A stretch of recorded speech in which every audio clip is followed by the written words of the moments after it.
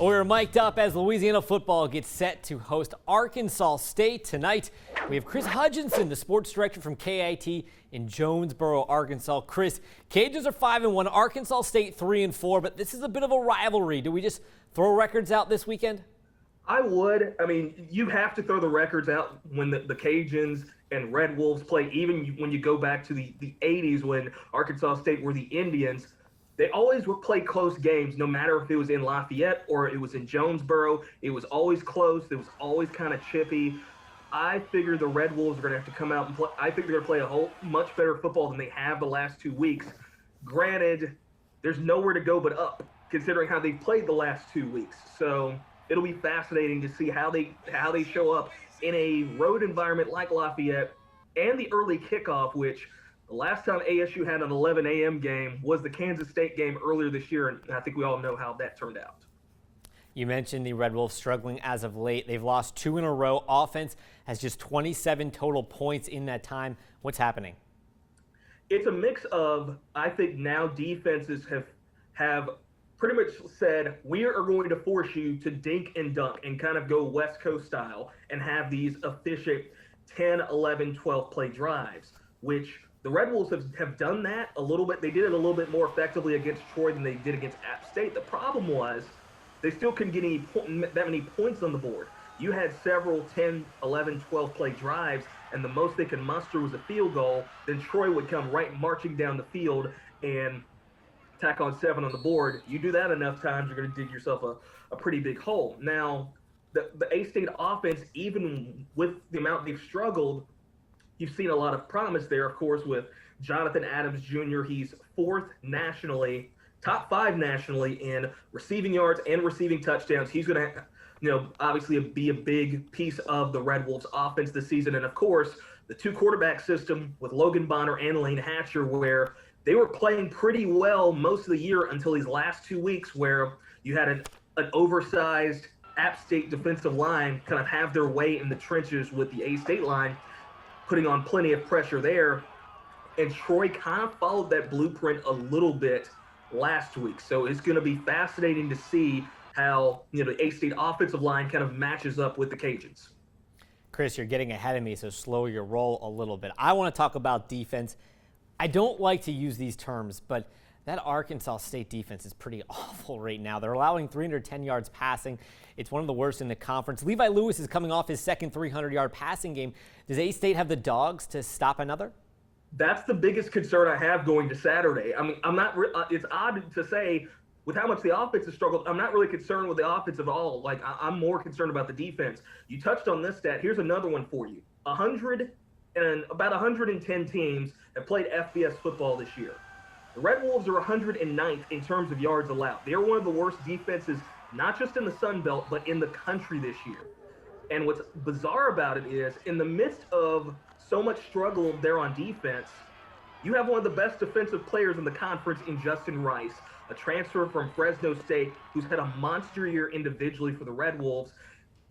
Last week against Troy, they lost 38-10, but he had double-digit tackles, had 2 or 3 sacks, leads the Sun Belt with 6 sacks this season. So in the midst of all that, Justin Rice has had a monster year. Now it's a matter of, can the defensive line get some pressure on Levi Lewis? Can the secondary find a way to make some plays? And it's been a while since they've been able to put all 3 phases together, because even with the 3 wins they've had this year, they've struggled on the defensive front. Rice has had monster games, but they've really struggled, especially on 3rd down. That's been the biggest bugaboo for A-State the entire 2020 season.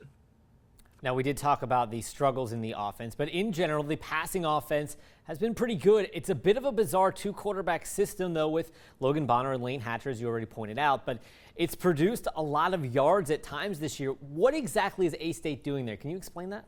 Sure. They both play similar. Most times, if you think about a 2-quarterback system, traditionally you think, okay, 1 quarterback's the passer, 1 guy's the runner. Bonner and Hatcher are very similar. The only difference I would say between the two, Hatcher can use his legs more effectively. Bonner has gotten a whole lot better at that in terms of being more mobile in the pocket. But in terms of accuracy, I would say Bonner's a little more accurate than Hatcher. Hatcher has more of a deep ball than Bonner. They kind of cancel out a little bit. Both have pretty strong arms, to say the least. But that's been the oddest part about how this system has worked, where whoever's the starter, which most games this year, or all the games I should say, Bonner's been the number one quarterback. He gets the first series. Regardless of how that series ends up, turnover, touchdown, field goal, they go to Lane Hatcher for the second series, and they keep going through this rotation the entire game. So there hasn't been many drives this season where they've stuck with the same quarterback multiple drives. I remember it happening the Memphis game, but besides that, they have kept with the rotation all season long, Bonner, Hatcher, and offensive coordinator Keith Heckendorf has praised the guys the entire season with how they've just been able to kind of manage it, and they kind of know whatever happens, okay, the series is over, next guy up, and they just kind of keep going through the rotation as it is. You mentioned already Jonathan Adams. He ranks fourth in the nation in yards. He has 8 receiving touchdowns already. How special of a player is he, and how important is he to winning on Saturday? He is vital for the Red Wolves to win on Saturday. Now you've got loaded talent all over wide receiver. Wide receiver room is the most depth the Red Wolves have this season, to say the least. You've got Jonathan Adams, your number one wide receiver. Your number 2 wide receiver, Dahu Green, who once, long time ago, played at Oklahoma before transferring to the Red Wolves. You've got Brandon Bowling in the slot. But going back to Jonathan Adams, he is an NFL talent. I'll be absolutely stunned if he doesn't get drafted next year. He has the size you want. He has the speed you want. And the big thing about him, more than A-State Red Wolves receivers have had in the past, his ability to make contested catches, whether it's one guy drove over him or 2. He did that against Kansas State. He was obviously the star and really got national attention, and he's really carried that across all season long. So even the games that A-State has struggled offensively, Jonathan Adams has fared well. Last week, he had the only touchdown for A-State in that 38-10 loss. He's been consistent all season long. Doesn't matter who the competition is. And we saw shades of this last year. The Power 5 game when A-State played at Georgia, Adams had one of the best stat lines of all the wide receivers that day. And so he's kind of really carried over all the success he had last year and really carried it over this year, where he is the guy. Last year, it was Omar Bayless, Kirk Merritt. Both are playing on NFL rosters right now. And Jonathan Adams was the third option. With both of them gone, now Adams being the option, and he's really kind of taken that leadership role and led that wide receiver room and really has run with it this season. We are talking to Chris Hudgison, sports director at KAIT in Jonesboro, Arkansas. The Cajuns getting set to host Arkansas State. Now, we've talked about the good things to talk about the Red Wolves passing game, but equally as much good to say about the Cajuns pass defense. It's a bit of a no-fly zone right now. They rank top 15 in the FBS in yards allowed. They've only given up 5 passing touchdowns. How did head coach Blake Anderson, address this matchup this week? He has. It's going to be, I think you're going to see a mix in the passing game where A-State has relied a lot on the deep ball, where you and I both know the deep ball you can have a lot of good there, have explosive plays. You can have a lot of bad there with turnovers. So what I think you're going to see Saturday is really a mix. They're going to take shots when they can, but I think you're going to see a lot of these 8, 9, 10-yard routes and kind of essentially work your way down the field any which way you can. And if the opportunity presents itself to go with the deep ball, go for it, especially with the size you have on the outside, the perimeter, with Jonathan Adams and Dahu Green.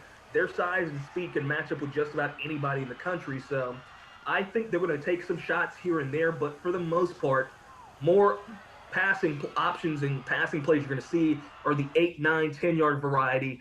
Maybe 5 and 6 just do enough to at least kind of stay on schedule and in terms of having a better chance to move the chains. Does A-State have an upset in them? I think so. The problem is going to be the defense. They have been such a question mark to me this year. The offense is going to keep them in it.